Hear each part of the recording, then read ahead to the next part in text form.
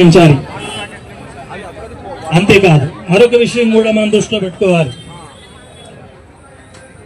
ఇది అమిత్ షా గారు ప్రకటిస్తున్నాడంటే అమిత్ షా బుర్రలోంచి వచ్చిన సిద్ధాంతమని, లేక ఆయన నాయకత్వం వేస్తున్న నరేంద్ర మోడీ గారు ఇంకా బీజేపీ నాయకులు 2014లో అధికారంలోకి వచ్చిన బీజేపీ ప్రభుత్వం మాత్రమే ఆలోచిస్తున్నది అనుకుంటే పొరపాటు.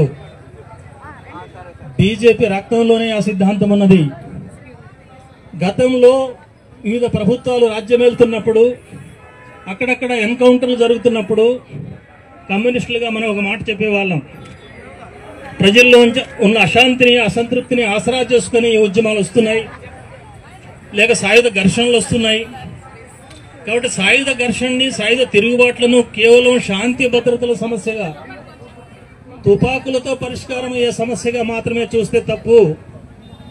అది సమాజంలోని అశాంతిలోంచి, అవిద్యలోంచి, లేక పేదరికంలోంచి, అన్యాయాల్లోంచి వస్తోంది.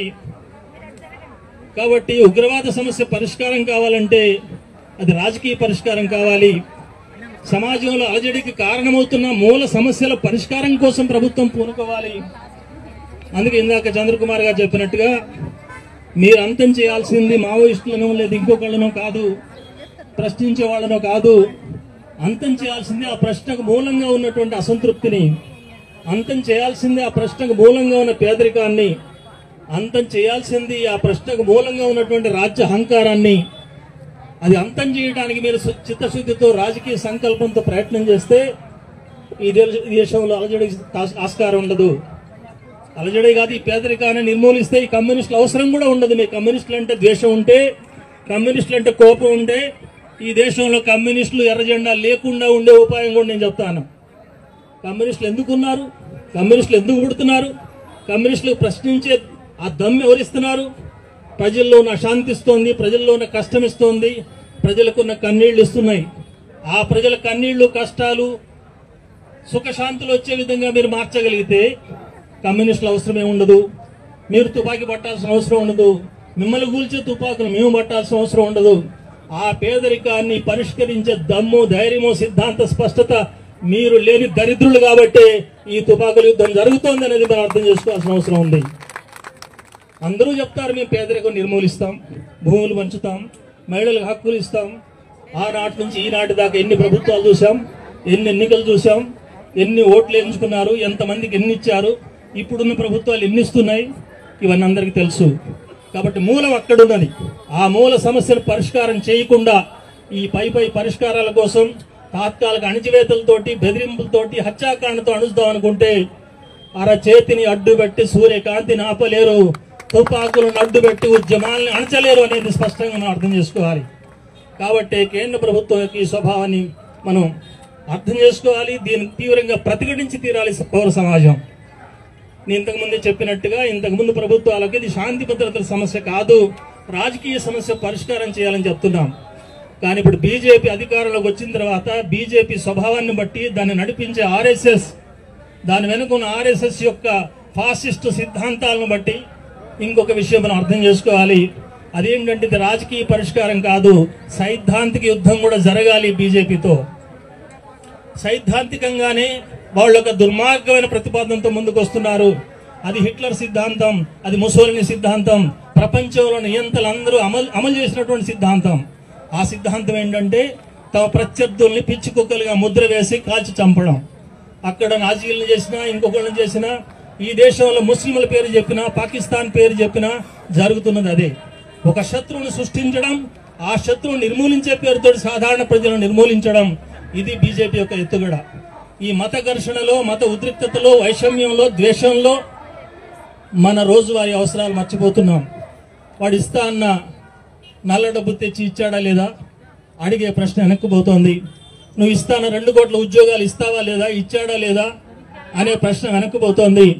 మహిళలకు ఇస్తాన హక్కులు ఇచ్చాడా లేదా, మహిళలపైన అత్యాచారాలు పెరిగినాయా అనే సమస్య వెనక్కిపోతోంది. నిరుద్యోగ సమస్య కానీ, అధిక ధరల సమస్య కానీ, ఈ దేశాన్ని అతలాకుతలం చేస్తున్న అనేక సమస్యలన్నీ పక్కకు పోతున్నాయి. ముస్లిమా, హిందువా, నువ్వెక్కువ నేనెక్కువ, ఎవరు చంపుతున్నారు, ఈ మత ఘర్షణ పెరగడం బీజేపీకి కావాలి. అందుకే ఈ రోజున ఇజ్రాయిల్ కానీ లేదా ఇంకొకటి కానీ, మన పహల్గాం కానీ, వీటన్నింటిలో అదే కనబడుతోంది.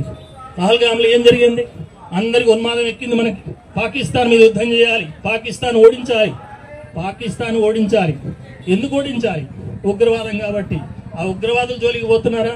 ఆ ఉగ్రవాదానికి మూలం ఏమిటో తెలుసుకుంటున్నారా? అదేమీ లేదు. ముస్లింలకు హిందువులకు ఘర్షణ పెట్టడం. ఆ రోజున ఉగ్రవాదులు చేసిన పని ఏంటి? నువ్వు ముస్లిమా హిందువా తెలుసుకొని, ముస్లిం అయితే వదిలేశాడు, హిందూ అయితే చంపేశాడు. ఎవరైనా హిందూ ప్రాణం రక్షించుకునే దానికోసం నీ ముస్లిం అర్థం చెబితే ఇస్లాంలో ఉన్నటువంటి పంక్తులు చదవమని చెప్పాడు, చదవగలిగితే వదిలేశాడు, చదవలేకపోతే చంపేశాడు. అంటే వాడి ఉద్దేశం ఏంటి? నిజంగా ఇస్లాం మీద నమ్మకం ఉందా, భక్తి ఉందా నాకు తెలియదు. ఒకటే వాళ్ళ లక్ష్యం. భారతదేశంలో ఉన్నటువంటి 20 కోట్ల మంది ముస్లింలకు మిగతా కోట్ల మంది హిందువులకు మధ్య ఆరని పగని రగిలించడమే వాళ్ళ ఉద్దేశం, ఉగ్రవాదుల యొక్క లక్ష్యం. ఆ లక్ష్యంతో ఉగ్రవాదులు చేసిన పని ఎంత ప్రమాదకరమైందో, మళ్ళీ ఆ సమస్య మీద ఈ దేశంలో ఉన్న బీజేపీ వాళ్ళు, ఆర్ఎస్ఎస్ వాళ్ళు చేసిన పని కూడా అంతే ప్రమాదకరమైంది. వాళ్ళు ఏం చేశారు? దేశ ప్రజలు ఏ రకంగానైతే స్పందించారో ముస్లిం హిందూ అనే తేడా లేకుండా ఒక్క రీతిగా, కాశ్మీర్ ప్రజలు ఏ రకంగానైతే స్పందించారో ముస్లిం హిందూ అనే తేడా లేకుండా ఒకే విధంగా ఈ ఉగ్రవాదాన్ని ఎదుర్కోవాలని నినదించారు ప్రజలు. కానీ బీజేపీ వాళ్ళు ఏం చేశారు? ఉత్తరప్రదేశ్లో ఏం జరిగింది, బీహార్లో ఏం జరిగింది, అనేక పట్టణాల్లో ఏం జరిగింది? ముస్లింల మీదకి హిందువులను రెచ్చగొట్టారు, ముస్లిం దుకాణాలు ధ్వంసం చేశారు, ముస్లింలు హత్యలు చేయడానికి ప్రయత్నం చేశారు, హిందూ ముస్లిం ఘర్షణలు పెంచడానికి ప్రయత్నం చేశారు. ఇది బీజేపీ యొక్క నిజ స్వరూపం. అందుకే ఈ దేశంలో మత ఘర్షణ రెచ్చగొట్టడం, ప్రతిపక్షాన్ని అణిచివేయడం, ప్రశ్నించే వాళ్ళని నరికివేయడం, ఇది ఒక సిద్ధాంతంగా ఉంది. ఈ సిద్ధాంతం. ఈ వీడియో కానీ మీకు నచ్చినట్టయితే లైక్ చేయండి, అలాగే సబ్స్క్రైబ్ చేయండి. పక్కనే ఉన్న బెల్ బటన్ని నొక్కడం మర్చిపోకండి.